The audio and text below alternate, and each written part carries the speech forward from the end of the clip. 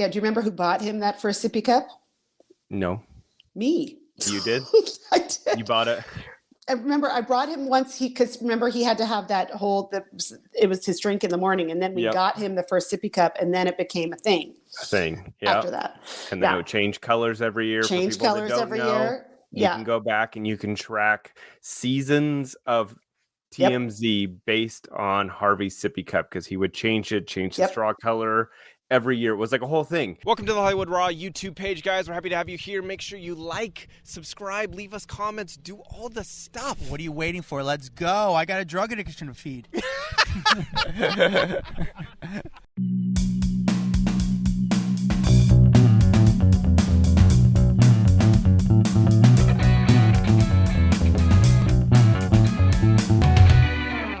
Welcome to the Hollywood Raw podcast. I'm Dax Holt. That is Adam Glyn. Together we make up Hollywood Raw. Adam, I am so excited for today. We're going to have on one of my dearest friends, Gillian Sheldon, who I have known for ages. Basically, she was there at the beginning of TMZ with me. She was the publicist for TMZ back in the day. Then she became the managing editor, I believe was her title. Hopefully I'm not messing that up. But she was a huge part of the evolution of TMZ. And, you know, what got us talking about having her on with it was this Vice documentary that aired recently.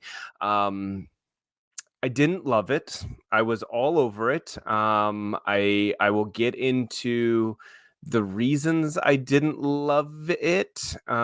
Just felt a little duped by the whole thing, but it brought up some nostalgia because Gillian was also all over this Vice documentary.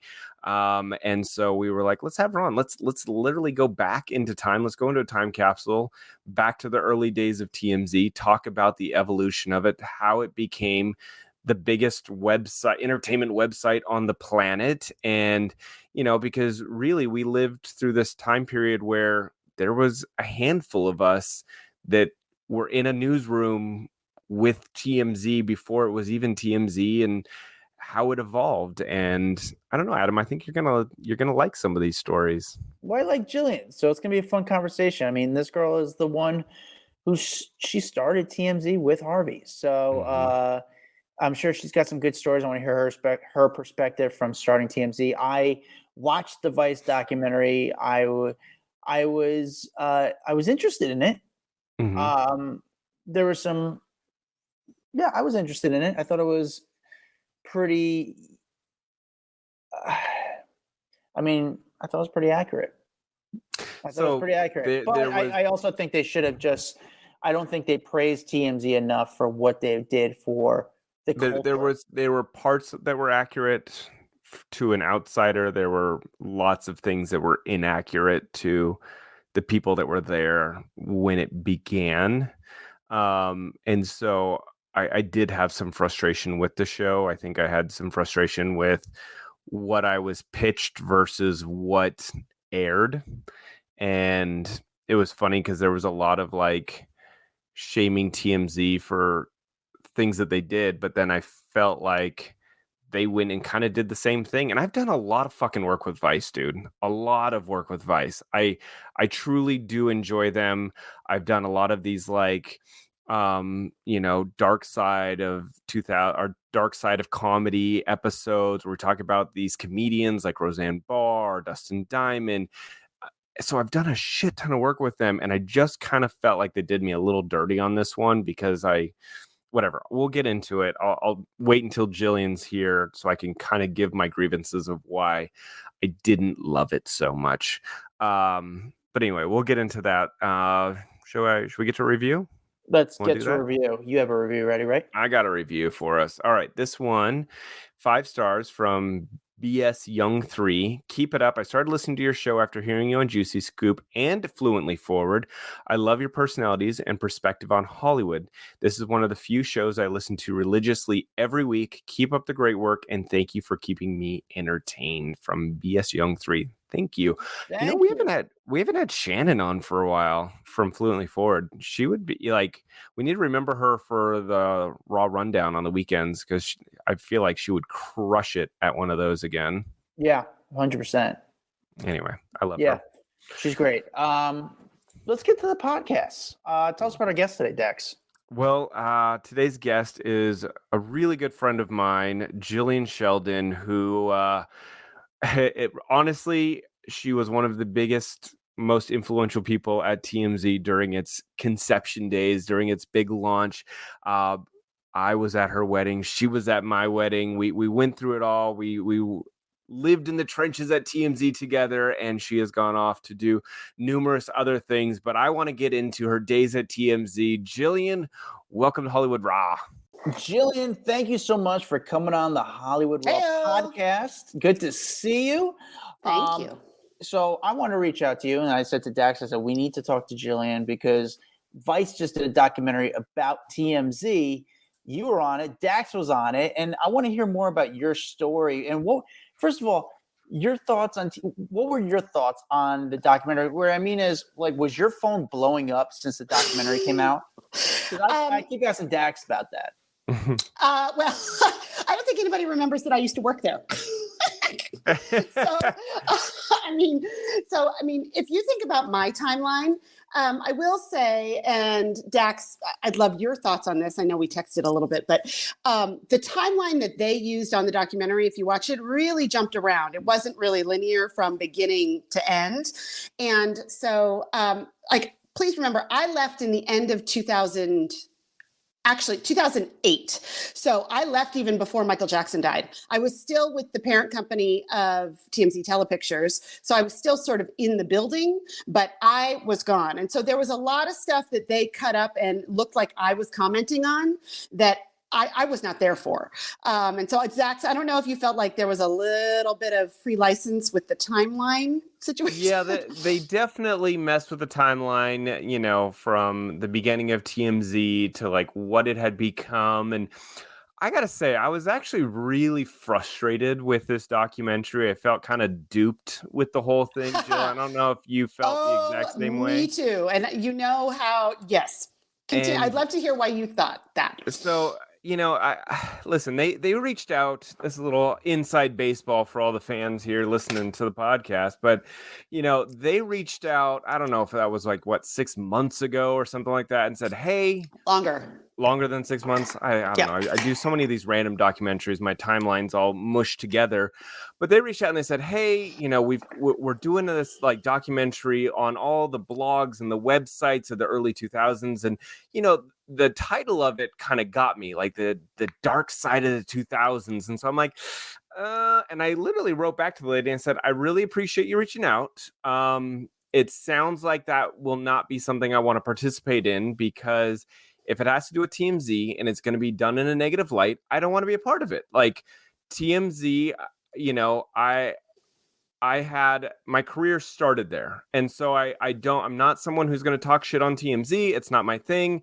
I'm greatly appreciative of all the time that I had there. Not every day was wonderful. I'm not going to lie. I learned so much and but at the same time, I'm like, I owe a lot to TMZ to get me to where I am today. So I will not talk shit on it. And she's like, no.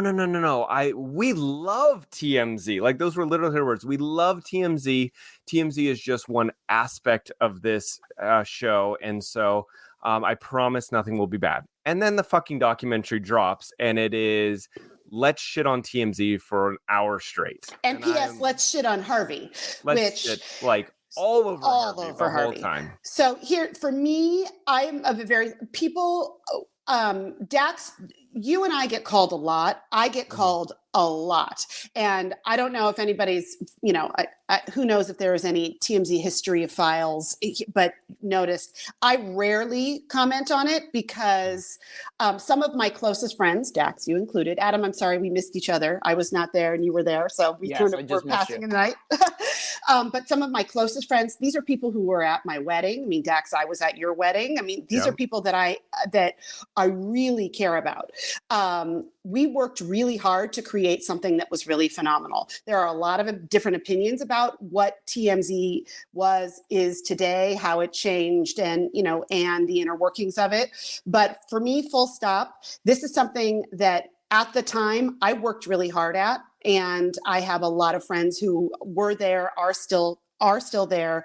And I felt the same way. When I first talked to the producer, I was like, I'm really not interested. And people call me all the time, like from big, huge outlets to small outlets to everything in between. Do you want to talk about it? Do you want to talk about it? Because it's obviously part of my my resume. It's on my LinkedIn. People who remember know, and I'm connected with everybody on the show and at the website. And so I agree. I felt pretty duped too, because I said the same exact thing. I am not interested in airing dirty laundry. I am not interested in getting into the inner workings of stuff, because if you want to talk about how we changed the face of entertainment news, I'll think about it. And I went back and forth with them, like I think you did too, Dax, for a while. And I finally was like, and the headline and the name of the series really did give me pause. But they, and these were good producers. They were like, this is, that's how we're going to get people in. And, I got that. I wrote nasty headlines at times and really salacious headlines because you wanted people to click. So I thought, okay. And so for me, I prepped myself and I answered my questions how I wanted to answer them. And I did feel a little when it came out. There was a little, first of all, while I think there were, they labeled me as a co-founder, and I think that's a really tricky thing. So let me start with this. So before we get into this, what was you started at before you even started at TMZ? Okay, what was your first job in the entertainment business? So I worked in television news. I was in local news in Seattle.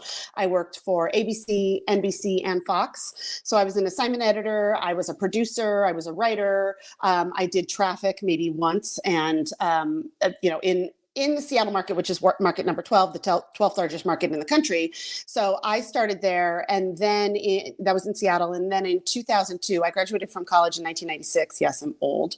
And I worked in TV news until I moved to LA in 2002. And that was to do publicity for a launching show called Celebrity Justice. And Celebrity Justice was created and executive produced by Harvey. It was born out of Extra. So I started with Harvey in 2002.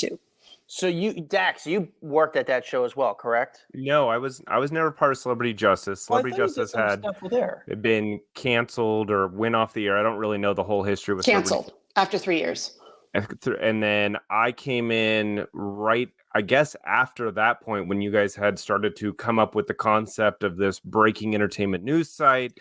Didn't have a name, didn't have any of that for it, but it was like... Well, hold on. It wasn't breaking entertainment news. Remember, when we started, we were canceled. Celebrity Justice was canceled in May-ish of 2005.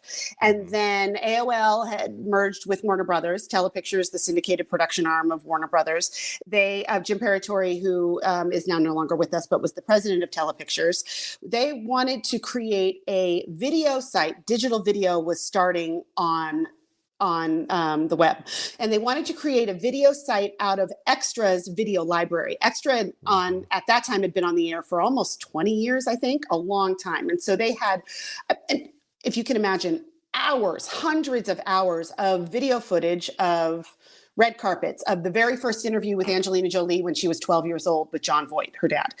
They had, set visits from the Indiana Jones and Raiders of the Lost Ark from like 1981. I mean, they had all this video and they wanted to be able to monetize that video. So it wasn't about breaking entertainment news really at all. It was more about maximizing that video library and also using that vehicle for some breaking entertainment news. Because with Celebrity Justice, if you know about syndicated television, you feed the show at 1 o'clock. It's not like a live newscast that you're watching. You have to feed your show so it can make it on the air. So by feeding it, you have to record everything. Everything is recorded and then you feed it. So if something happens at 4 o'clock or 8 o'clock, or somebody files for divorce at 5 o'clock when in the courts, you your show You've while missed it. everybody, Yeah. you've totally missed it. And so where we were able to create some movement with celebrity justice was that we could have Harvey, somebody got into a car accident, somebody filed for divorce. I could have Harvey as the publicist on CNN, on an MSNBC, on a Fox immediately. And what we started to see was that more people knew about celebrity justice from seeing Harvey on television interviews and in print interviews and in newspapers that were crediting as reported by Celebrity Justice versus seeing the show, because the show was on literally in the middle of the night in between two infomercials. It's kind of like the James Corden effect. You know all about the show, but never watch the actual show. Correct. And that was where we really started to gain momentum. And at that point, too, we started posting court documents on the website, because I don't know if you remember the website, The Smoking Gun, but The Smoking Gun used to, and that was the first still time. Around? I think it is. Yeah. But I mean, now it's like, it was Smoking Gun. Right. But The Smoking Gun would post public record court documents. Nobody else did. And at that time, the websites for these shows were like, this is where you can watch it. And here is the bio of the anchor and maybe some photos of the reporters. And so we started to use the website like that for celebrity justice. And so then it transitioned into, okay, we have this, let's create this website that mostly uses old video. And they wanted to do like 3-4 minute long old videos. And Harvey, being a breaking news guy, was like, that doesn't necessarily work. And so it really evolved over that summer, the summer of 2005, of what will this be? And there were a lot of different cooks in the kitchen, AOL, Telepictures, Harvey, our team. I remember the first day I met Dax, who unfortunately was on crutches. And those crutches got me a job, dude. They absolutely did. And you were an intern for us for a minute, weren't you? I know. I was an intern for Extra. You came upstairs, and then you came, because we were upstairs from Extra. And so we would get everybody who was an intern. And then it was like, okay, you can come upstairs and work on this project because nobody knows what it is. But yeah, Dax was first on. I remember when he showed up on crutches. Yeah, I crutched upstairs, put out my hand, and next thing you know, I was doing red carpets for them. And then a couple months later is when everything really broke with the Paris Hilton car crash video. November. And then next thing you know, it was like we were off and running. Adam, what was your first memory of TMZ even before you worked there? I knew nothing about it. I'm going to be honest with you. It's mine because I came in right after Gillian. So I heard a little bits and pieces of it. But at the time, I was more into Perez Hilton because I was reading the blog more. And what happened was a buddy of mine said, hey, I met a guy who works for TMZ. And he works at TMZ in New York. I didn't believe. I was like, dude, this guy's lying to you. There's no way this guy works for TMZ in New York. And he's like, no, this guy actually works for TMZ in New York. I'm like, it's an LA show. I didn't know they had. And then he was telling me that the guy was a paparazzi and the kid was a young kid. He was younger than me. And I was young at the time. There's like a 23-year-old kid as a paparazzi in New York. I'm like, are you kidding me? I didn't think it existed in New York. And then I met the kid and he was he was pretty legitimate. And then I found out he was real. And I knew nothing. I knew nothing about it, to be honest with you. So I didn't watch the show. I didn't know anything about it. Well, it was a crazy evolution from the beginning. Like, I'm thinking back, Jill, because I mean, we were in a room of what, less than 20 people when it first started. First, it was 6. It was 6? You, me, Daniel, Antonio, Mike, Morgan to start, right? Lisa. Chad Weiser, Lisa, Ben Presnell at the courts. Yeah. Yeah, there was like 10 of us that were starting this little thing. Oh, Josh, Levin. And Josh. And then it blew up so fast, Adam. Like, I can't even tell you how quickly this thing went from, I was on red carpets, and when people say, why are you here? I'm like, oh, I'm here for AOL, because that was my like calling card, was that AOL was such a big company at the time that I'm like, oh, I'm here with AOL and Warner Brothers to do some interviews. And then after 4 months, you could say I'm here with TMZ.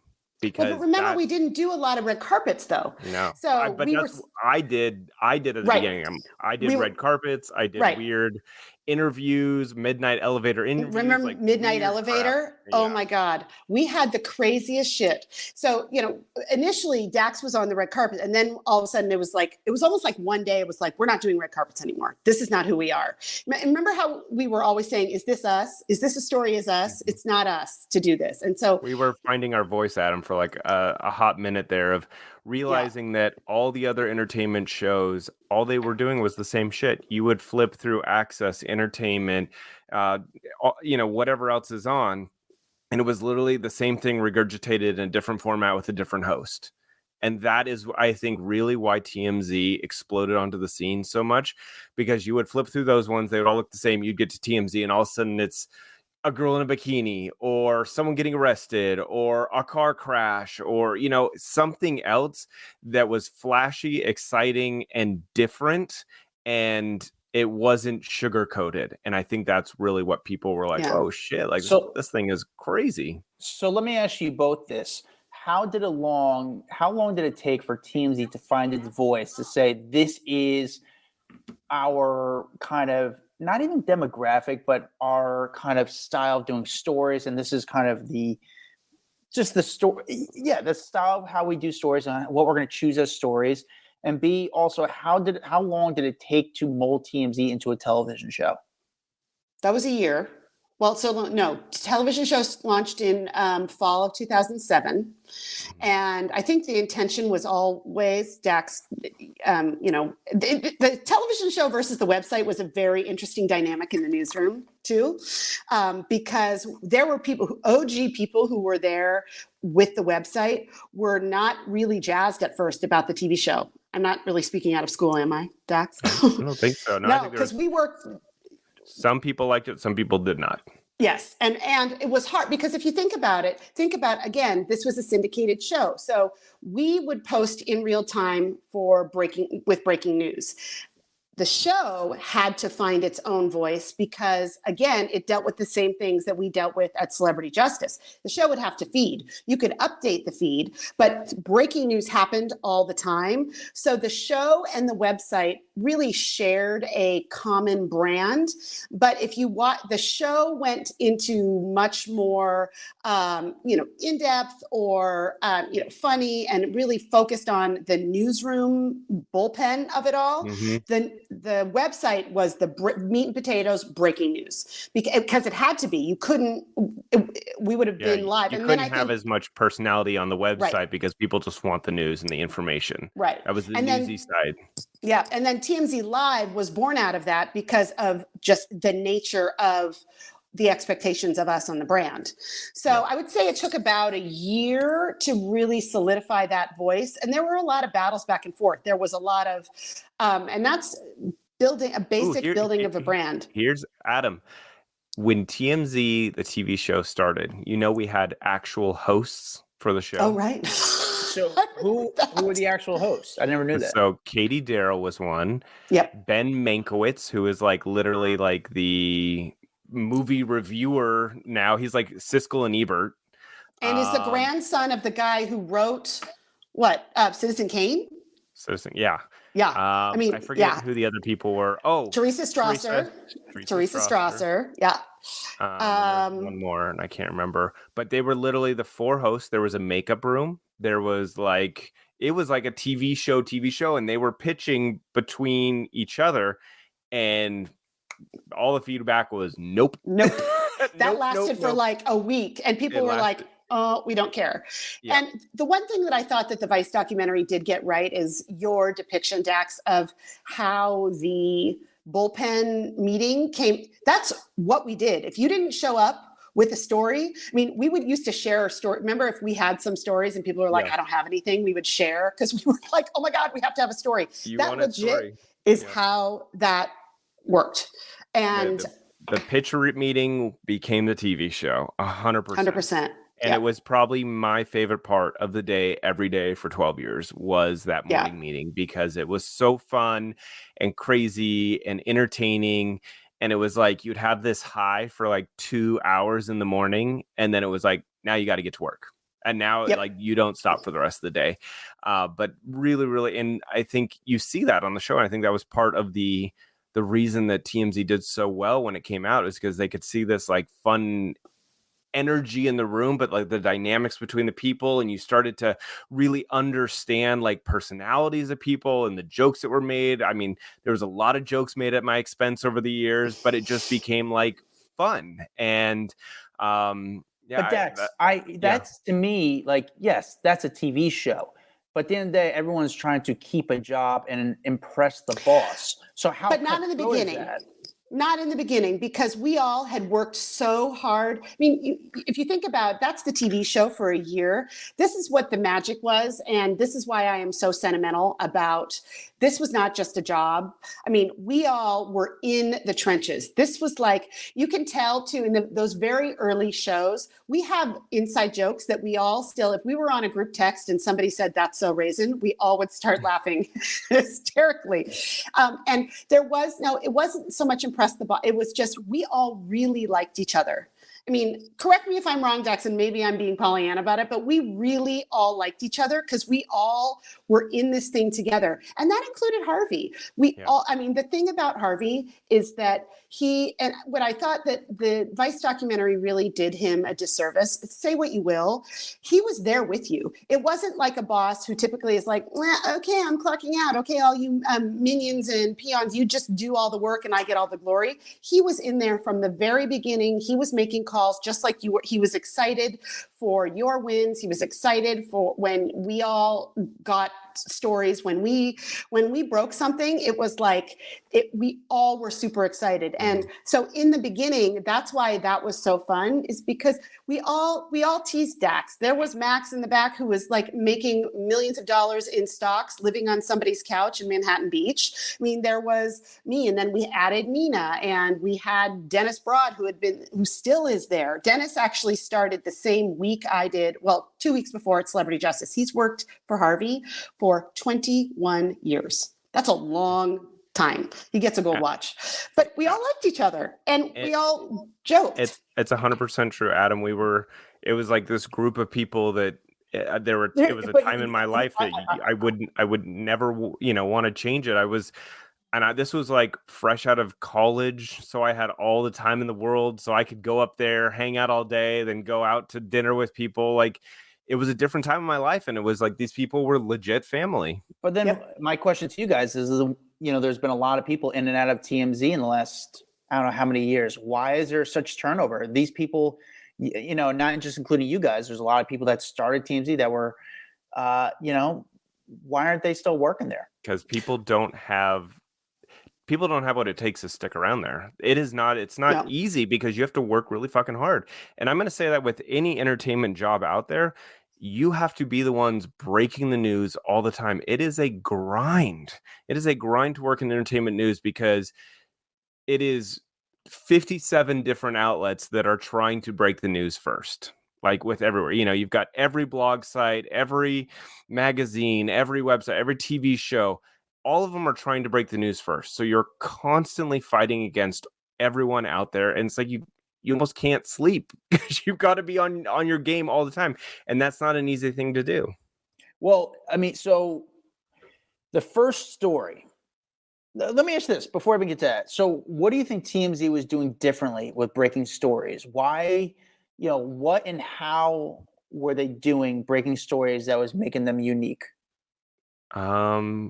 I think we weren't listening to all the publicists and their version of what the story should be. Correct me if I'm wrong, Gillian, but I think that all the other TV shows and websites and magazines had to listen to the publicists, because if they didn't, they wouldn't get an interview with Angelina and Brad and Jen Aniston and all those people, where we didn't give a fuck. We literally didn't care. So how, why, what was TMZ doing differently to break all these stories? Jill, you take that one. You probably know better. Yeah. So I think the big thing is that we didn't need to submit to sort of that studio system. right?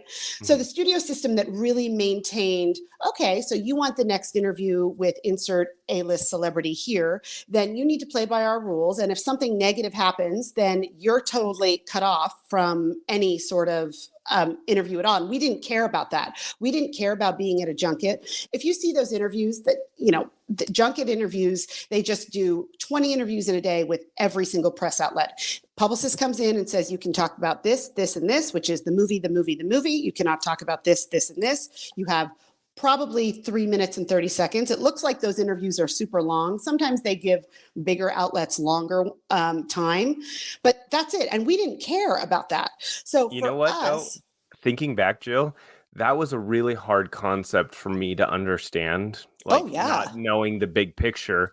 And I remember, because I had started out doing these red carpet interviews and talking to celebrities and all this kind of stuff, I was like, wait, now we suddenly don't care about talking to celebrities? I'm like, I don't understand. Like, what are they doing? Why are they doing this? And then over the next few months, I started to actually get it, that I'm like, they control everything. Publicists and these managers, these people controlled the entertainment industry, because whatever they said, everyone had to bend over backwards and deal with it, rather than reporting the actual factual information that was going on out there in Hollywood. And that's what TMZ did. They came in, and by they, I mean us, came in and broke down the door and said, no, we're not going to just do your fluff piece to promote your movie and not talk about the fact that your client was arrested last night for a DUI on the side of the road, just because we want to have an interview with him. That would happen all the time. And so TMZ, we changed the game. Yeah, but no longer was it about publicists. Do you remember? Oh, sorry. Go ahead, Adam. No, well, I was going to say, when you're a website, you could do whatever you want. You're just a website. But then you go on TV and you have to answer to Fox. Does Fox get involved and say, hey, this is our talent, you're going against our talent? Like, no, chill out. So the first time, Fox was the best. The first time this ever happened was, oh my gosh, I want to say, Dax, I think this was December, January, February, maybe right after we launched in November. Do you remember Beyonce and PETA? I don't. Okay. So we received a video. Beyonce had done an auction. You could win a dinner with her.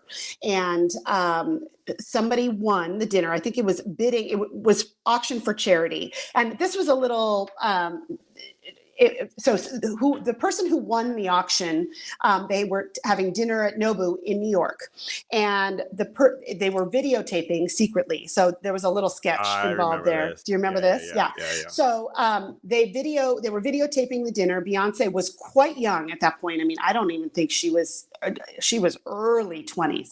Maybe not even 21 yet, early 20s.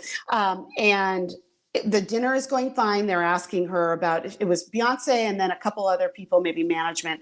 And all of a sudden, there was two people. One of the people, the winners, said, "Why do you wear fur?" And she just looked around, and they kept pressing her on, "Why do you wear fur? Why do you wear fur?" And then the video sort of stops. We got this video, and it was PETA activists who had won the auction, and we were running it. And at that time, AOL Music was a huge thing, and we were a part of AOL.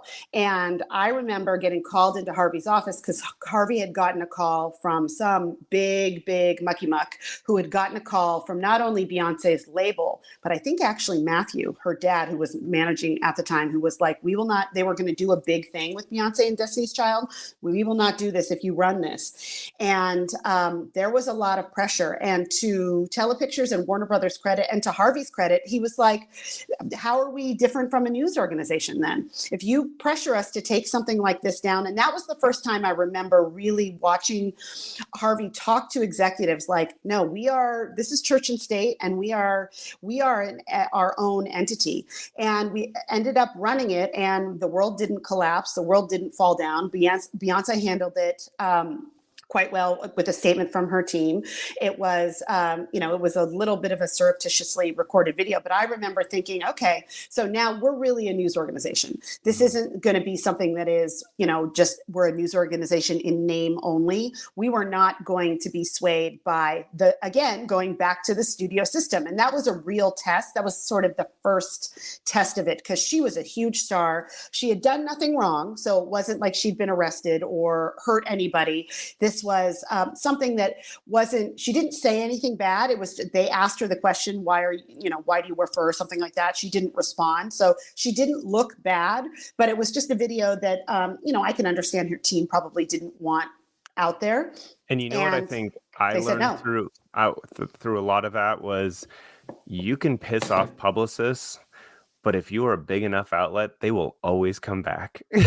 100%. It doesn't matter. And Adam, I don't know if you feel like that. Like something goes wrong, but like they come back because they want the press or they need it for their next client or whatever the case is. That, even if you publish something that they don't love, you're the next big story, they're back in the fold with you. And I always thought, oh, you piss someone off, they'll never come back. That's not true. Not in Hollywood. Well, and that also was how we handled, Harvey used to say because a lot of times I was the one who would have to call the publicist and say, okay, we have XYZ. Do you have a statement? Do you have a comment? And Harvey it was really help us to help you tell the best, worst story. Because a lot of this was public record. This was, in those now, there was video, there were photos, there was some sort of document, a police report, a court document. Before, a lot of that stuff could be buried and there was no video. So a publicist could completely deny, and it was your word against theirs. Now, with the advent of camera phones, with, public documents being, we went to court to get public documents. There was no way you could deny it. So we found if we worked with people and we were always fair. And that's one thing that I, going back to the Vice documentary, when I said things were reported, we were always fair. We always called for comment. That was 100% true. We always did. And that was something that was just sort of knee jerk. And it could have been easier not to and just publish, but we didn't. And I think. And you're just a blog. Then you're just a blog. Adam, right? What did you think of the Vice episode? You watching, obviously you being an insider, but an outsider at the same time because you weren't there at the beginning. I'm just curious what your thoughts were on the Vice episode. I thought this should have been a little bit more outspoken, vocal, I guess you could say, of how TMZ changed the game. Because it did. Everyone was just like, man, who is this site? And it still happens today where TMZ does a story and everyone else jumps up. Now they all jump on the story. If TMZ does a story, everyone else picks up the story now. That was one thought. The other thought was it was pretty accurate. I don't know. I thought it was very accurate to what it was like working for Harvey, what it was like being the energy in the room. I thought it was very, I know you guys were saying it was very nice and fun and he was laughing, but I also think as soon as the cameras were off, it was very cutthroat. It was either put up or shut up, and you need to have something every day you were working on. But not at the beginning. And you're also held accountable as well. 100%. And there, all of that is totally true. But I think at the beginning, when you had asked earlier, how come there's all this turnover and what people can't, and Dax, you said, people can't really hack it. I think if you look at Facebook, Mark Zuckerberg started that with 3 other friends in his dorm room, and then it grew and grew. And sometimes things have a life of their own, and they become beyond what it is in the very beginning. Our group we all cared about each other. We were all invested in Harvey's vacations. We were invested in people personally, who was getting married, who was dating somebody new. We all were so close because we worked all the time. Again, in the beginning too, there was no schedule like here so-and-so works overnight. We all worked 24/7. We had our phones on all the time. We didn't have kids. We didn't have kids. I was not married.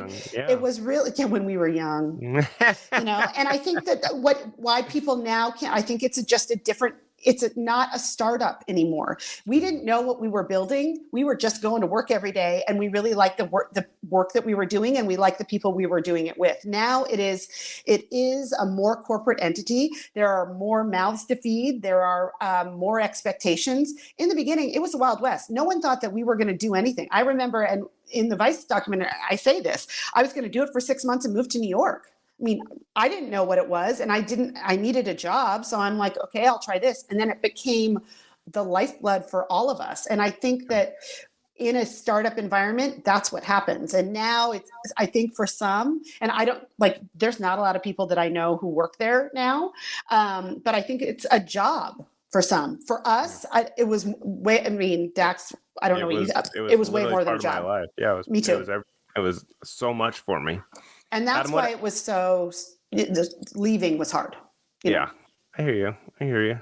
Adam, what else would you ask us as in regards to just like going back in time that you've maybe never asked me personally about just the startup days? I would say, obviously you're starting up TMZ. Now, Michael Jackson's story was the biggest story. But, we talked about the smaller stories are sort of building up to kind of like, hey, what is bubbling here? What is going on?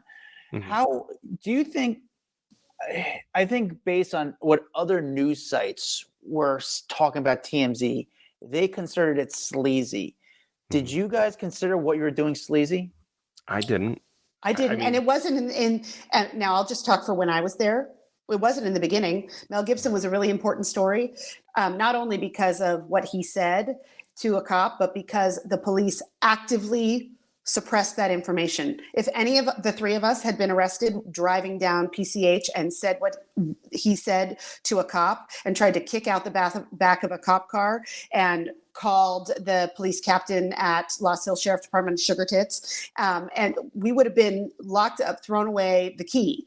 But when we called to find out what happened, we were told he was arrested without incident. That to me is important because what it showcased was the blatant hypocrisy of how LA worked. And I say that in the documentary. There were rules for everybody else who lives here, and then rules for really famous, powerful people. Like rules for Harvey Weinstein, it's still happening to this day. There was a rule for Harvey Weinstein. People knew that was happening for years and did nothing because he was so powerful. He was a hit maker. He made millions and millions of dollars for studios. I mean, the same exact thing. So sleazy, when people ask me that, and I take issue with that from what we did from my time that I was there. We were reporting on things that A, people cared about, that B, show truth to power, which is what journalism is. And, who's to say that if you have an interest in Britney and Kevin Federline getting divorced, that's sleazy. You have an interest in that. They're a celebrity. How we reported it was, again, journalism.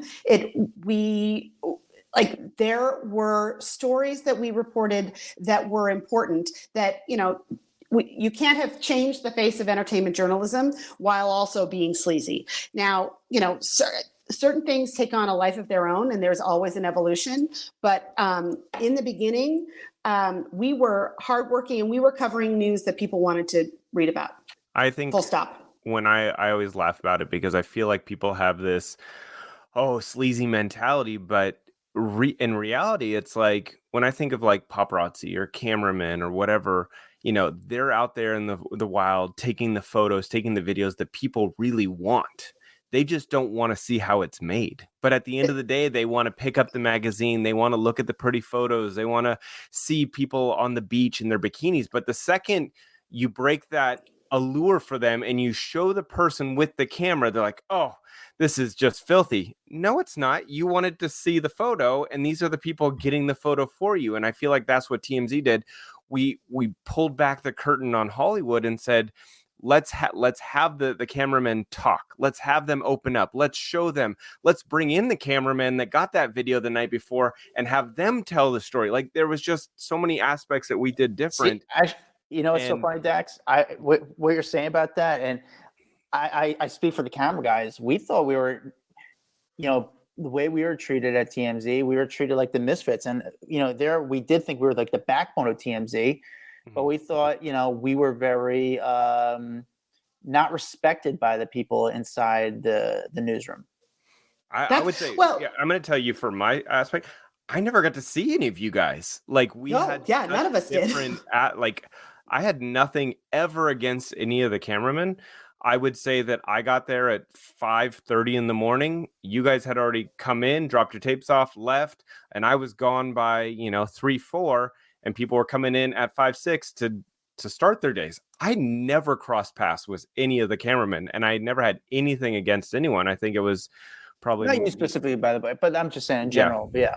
Well, but think about the financial commodity of it, right? Everybody, to your point, Dax, everybody wants to see, like, okay, so-and-so celebrity wants butts and seats. You want to buy a ticket for your next movie, but then, there was at that time, and now you can get into the inner workings, which I know you have on previous podcasts about the financial nature and the commoditization of being a paparazzo. And like a photo now doesn't have nearly as much financial value as it used to, but you guys were, and Adam, Dax is absolutely right. The backbone of getting those photos and the videos were guys out at night. And I think that there's a lot of indignancy when it comes to consumers who are like, oh, well, gosh, that just is, it's invasion of privacy. Well, you read People magazine. If it's put in a nice, pretty package, is that not an invasion of privacy? I mean, it's all cyclical. If people didn't read it, advertising wouldn't be paid for around it, and then it wouldn't be. It wouldn't be a thing. It wouldn't be a thing. It is an absolute cycle. Advertising, it's just like I worked in local news where I worked for a station that really tried to do like, let's lead with community information and lead with, city council people meetings. Want car chases. They want death and destruction. They want car chases. They want death and destruction. They won't watch news otherwise. And when news is generating income and profit. That's why publishers nowadays, every single magazine is going bankrupt. Every single TV show is going bankrupt. Nobody watches local news anymore. So how do you it's a financial model. And for you guys, I mean, I think there was never an us versus them, at least when I was there. And it's, that makes me feel bad when I hear you say that, Adam, because I felt such camaraderie and so close with everybody who worked there at the time that and we had some crazy folks who worked for us at various different times, but I always look at them fondly.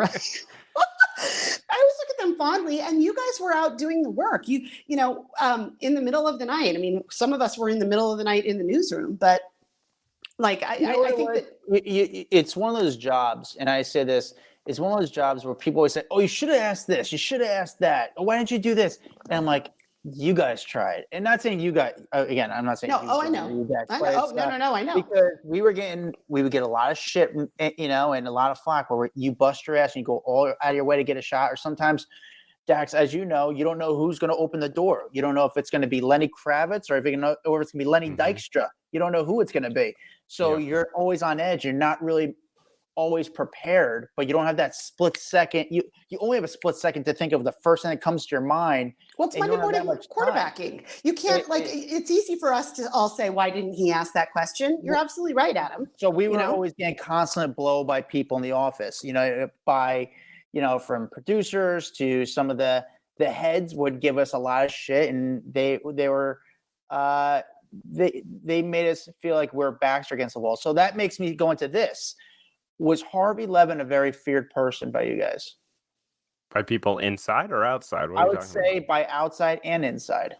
Well, I think it's two different. I think there's two very different things there, but I think he became such a big, powerful person in the entertainment industry. I think people were absolutely scared of TMZ and getting caught up into the headlines and being the next person that is in the crosshairs of a big controversy, especially this day and age when one controversy can kill off a decade of hard work. It's like you see these people who make a mistake and next thing you know, they're fired from their job. All their advertisers have dropped them. So yeah, I think people were absolutely afraid of Harvey. I don't know if afraid of him though, but if you think about it, because he was the only personal physical embodiment of the brand, right? Because if you read TMZ, everything is written by TMZ staff. That was intentional. So we all were sort of nameless, faceless behind the scenes. Harvey, particularly when the show started, and because he was the person that we would put on camera to talk about our stories, everybody saw him as the most powerful person. But I think you conflate the two sometimes because they were afraid of, like Dax said, of being on the site. Harvey got a lot of the brunt of that because he was the person who was very visible. He was the face. But it was, in the beginning anyway, a very collective effort. This wasn't just Harvey and and a whole bunch of other people. There was a lot of work that went with everybody. He just happened to be the face.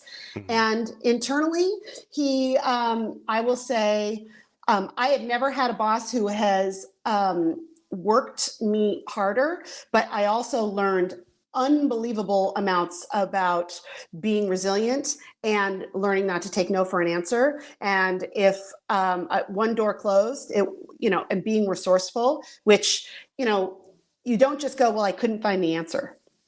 And Adam and I have said that 100 times. We work harder than anyone else out there. And it's been ingrained into our blood because of working for Harvey Levin. And you, 100%. Like you said, you don't take no for an answer. You don't give up.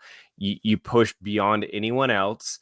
And you look around and you go like, are these people sleeping? Why am I still grinding? And they gave up. Or somebody says, I called, but I haven't gotten a response yet. Yeah. Well, then did you call back? Did you email? Did you call 7 other people? Did you show up at their door? Okay. So then you can come back and say, I'm waiting for a response. Like, waiting for a response was like, that was the kiss of death. You could never do that.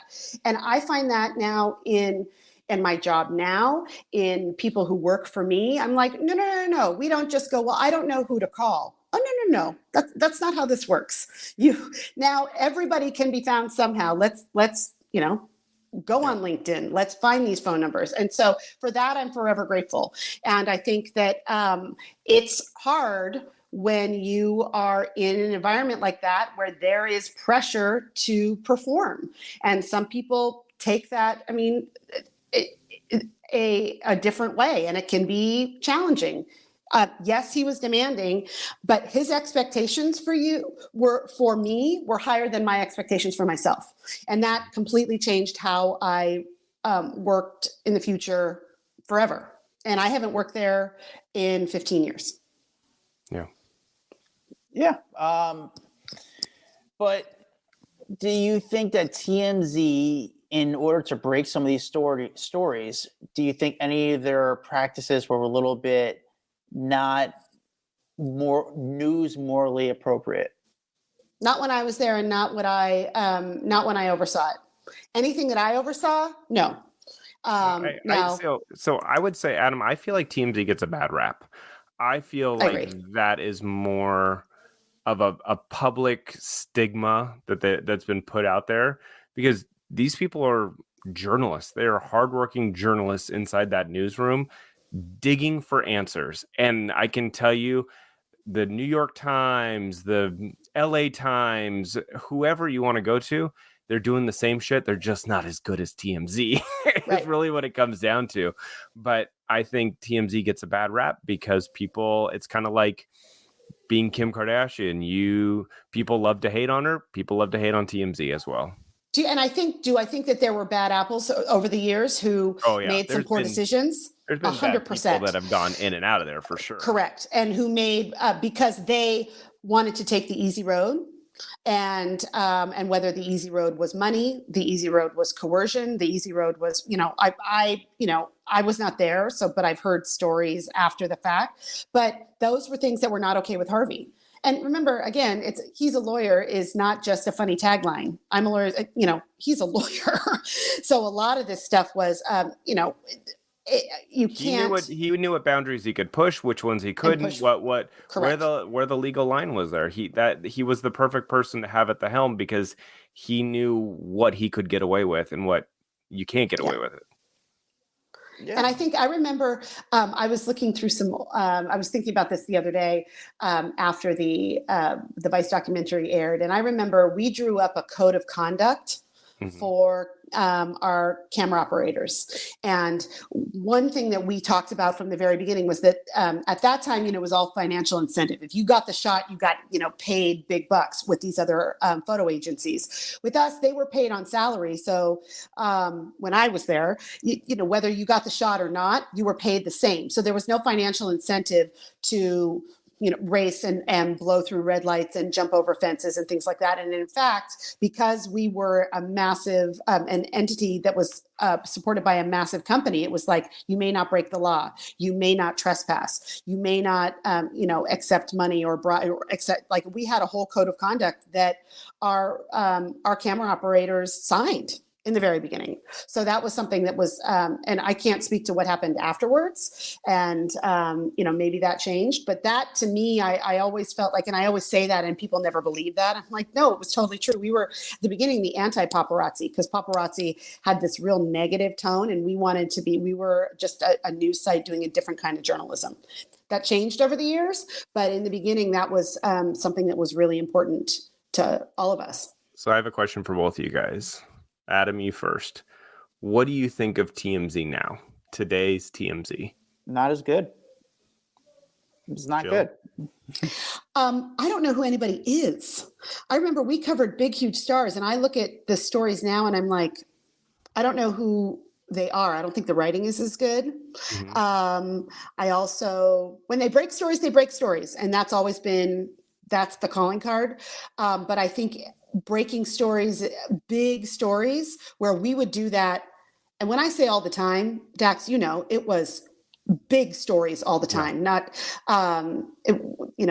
Michael Jackson, Britney level stories all the time. I think now people have caught on and there's so much competition and now with social media, it's harder to people. I mean, it was lightning in a bottle. I don't think that you could recreate it now. I also think that it's just more, it's different. Yeah. And I don't necessarily read it again, because I don't know who anybody is. I'm not, the celebrities that they cover aren't the ones that I am interested in. But then again, I'm an old lady. So I still find myself every day. I still go. You're on it every day? Times a day. I still look at it. And I think maybe because it's just ingrained in me. I don't know. I think that I will still check in on it more than I check in on other websites. And I don't know if that's just because of what I've done for so long. But I find myself every day still check it out. I don't, but it's personally triggering for me because it's emotional. I read all of the celebrity content like it's my job. But I had to step away, and it's still, I mean, even like the Vice thing, you guys can tell at the end, it's really hard. And it goes back to, I was very close. This is my family. This was something I worked insanely hard on and I was insanely proud of. And I mean, I'm sure there's a lot of your listeners, or like I said, people don't even know I was there. And I felt like I had an impact. I mean, I will ask you, Dax, I mean, you were there with me. You were a huge part of, the early TMZ days, getting it up and running, being a part of the newsroom, running the newsroom, all of it. To me, it felt like a long time. So for you to say people know who I am, it makes me kind of laugh, because I feel like you were there for such a long time during my tenure at TMZ. I remember I went to your going away party, and I walked in and saw, some people who were still there, and there were so many other people who were like, "Can I help you? Who are you?" But I did that like 2 years after I left. I went to Van's going away party, and how did that feel? Though there were people there that obviously were a lot of people that still knew me, but then there were people that were new to the show that I don't know if they had become big on the show. I hadn't watched the show in a little bit, and they looked at me like, "Who are you?" And I'm like, "Are you kidding me?" I'm like, "I ran so you could walk. What are you talking about?" But it feels like it's a very, like, and Adam, I'm sure you too, like you see all of a sudden there's this turnover, and it's a little like, okay, have a little respect for the people who were there from the very beginning. And, and it's, I don't know, sometimes it's hard and it's a little melancholy. And of course, my husband always says, like, get the fuck over it. It was a long time ago, but it really was like being in a war with people that you really cared about and doing something that you really cared about and loved and were really proud of. Yeah, absolutely. Well, this was fun. I mean, I think people like to hear like the genesis of TMZ and hear how it started up, or, you know, not even just TMZ, but I feel like anything that has become so successful, to hear like what it was like back in the day before it became this, you know, this name brand that every household in, you know, the country, the world, whatever you want to say, knows. And, you know, it really was from a time when I had to explain what the hell TMZ was to a time where I didn't have to tell anyone what TMZ was. Everyone knew what TMZ was. And that was pretty cool to be a part of that journey and that startup and be there and look back and have these friendships for life with people like Gillian or Nina or, you know, just anyone out there that we did this together. So this was fun, Jill. Thanks for coming on. Thank you, Gillian. Of course. I'd love to hear more about, you know, I'd love to, if you ever want to have me back again, which hopefully I was not boring. I'd love to hear what your, like some questions that your readers have, because people always ask me, and then they ask me the crazy stories and, you know, that some of those I'll never share, but I'd love to know what they think. I mean, you know, for you guys, what, clearly it brought you two together, right? Mm-hmm. Which I think is, that's the magic of what we did. Yep. I'll ask you both. Adam, you first. What's the number one question you get asked about your time there? I mean, really, it's not even about my time at TMZ. It's just about my job, particularly, and you know, my specific role. And they'll either ask, "Are the Kardashians cool?" and B, "Who's the biggest asshole?" Really? Because you know, who's the biggest asshole? Not who works at TMZ. Oh no. It was more like which celebrities are asshole. They don't ever ask me about TMZ. It's always about the job specifically. When I was working at TMZ and on TV daily, the number one question is, what's in Harvey's sippy cup? Mm-hmm. That was the number one. And then after I left, my number one question is, why did you leave? That's, yeah. Do you remember who bought him that first sippy cup? No. Me. You did? I did. You bought it? I remember I brought him once because remember he had to have that whole, it was his drink in the morning. And then we got him the first sippy cup and then it became a thing. After that. And then it would change colors every year. Change colors every year. You can go back and you can track seasons of TMZ based on Harvey's sippy cup because he would change the straw color every year. It was like a whole thing. One time I walked into his office, I swear to God, guys, and there were 500 sippy cups all over the coffee table because they were choosing the sippy cup for the new year. I was like, what is happening in here? And it was cup selection day. But anyway, Jill, thank you so much for coming on. Really, really appreciate it.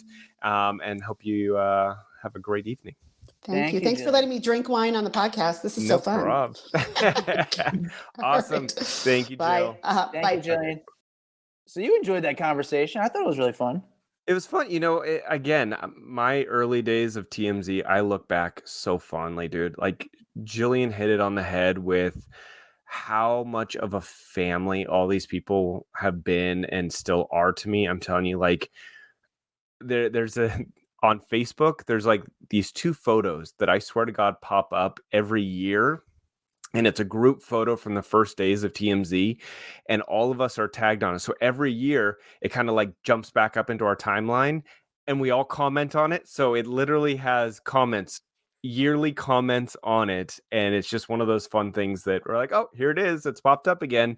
But no, I had so much fun and love these people. And this was fun to have Gillian on, someone that I've known forever and who's been there through this whole journey with me.